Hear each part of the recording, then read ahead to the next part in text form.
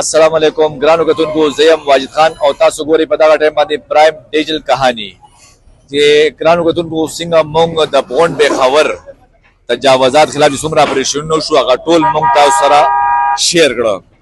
په نن یو 15 مې شپږ مې مخکې ضلعي انتظامیه په چنګړ آباد کې یو اپریشن کړو چې تقریبا 150 دکانونه سرکاري ځمکه باندې جوړو هغه واګزار کړو. او دغه سایډ والا چې کم کسانو دي دینه ځان ته ټایم اغسته او چې موږ ته یو هفته ټایم راکړ نو موږ په خپل هر څه سایډ لګو. خو دا دغه ترمنځ تقریبا 15 شپږ مې شتیر شوي او دی خلکو دا هر څه سایډ لکړی نه دي.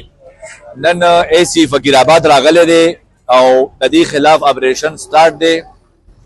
دې سره به هم خبرې کوو چې را وجه سبا چې دا یو 15 شپږ مې دا اپریشن لیټ شوی و. راځي موږ سره په بغون بخور کې خو چې کوم دی تقریبا یو کال شو اپریشن سٹارټ دی تجاوزات خلاف او واته مې مخکې دغلته کې هم اپریشن شوی و یو سیټ پاتې شوی وجه سبا جی خپل تعارف هم لګو. السلام علیکم جی تمام اجمل دی ریجنل اسسټنټ کمشنر فقیر آباد یم.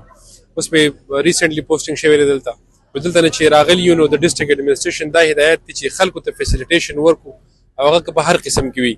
د هغې لپاره ټول اولنۍ چې کومه خبره ده هغه همدرفت چې همدرفت په اسانه باندې کېږي. پېښور چونکې ډېر ګنجان آباد دی، پاپولیټډ دی، پاپولیشن زیات دی نو خلکو کې دغه هم ډېر زیات کړي دي، انکروچمنټس هم ډېر زیات دي، ټول ځایونه خلکو نیولي دي.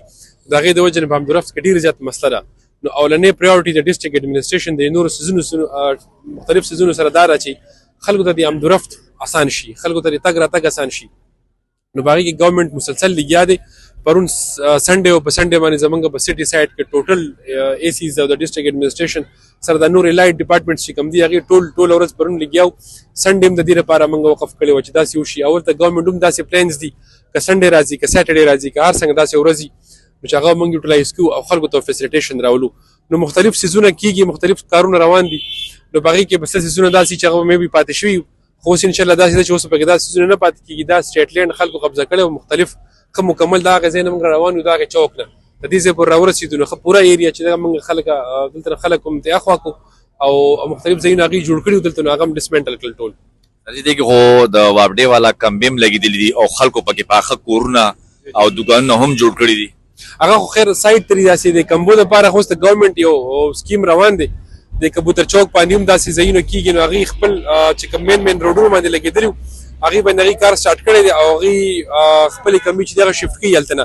نو دا هم د ګورنمنټ په نظر کې دی. انشاءالله زه به ورته هم دا په خپل رپورټ کې نن به انشاءالله سچویشن رپورټ ورکوم. دا به هم سجیسټ کوم انشاءالله که دا موږ لږ خوا کولی شو لږ دا ځای ورته چینج کولی شو نو خلکو ته نور همدرفت انشاءالله اسانه شي. په دې کې دا اپریشن کم ځای نه تر کم ځای پورې دی او تر کله پورې به سټارټ وي؟ دا اپریشن ټول پېښور کې روان دی چې په دې کې څه یو لوکیشن نشته.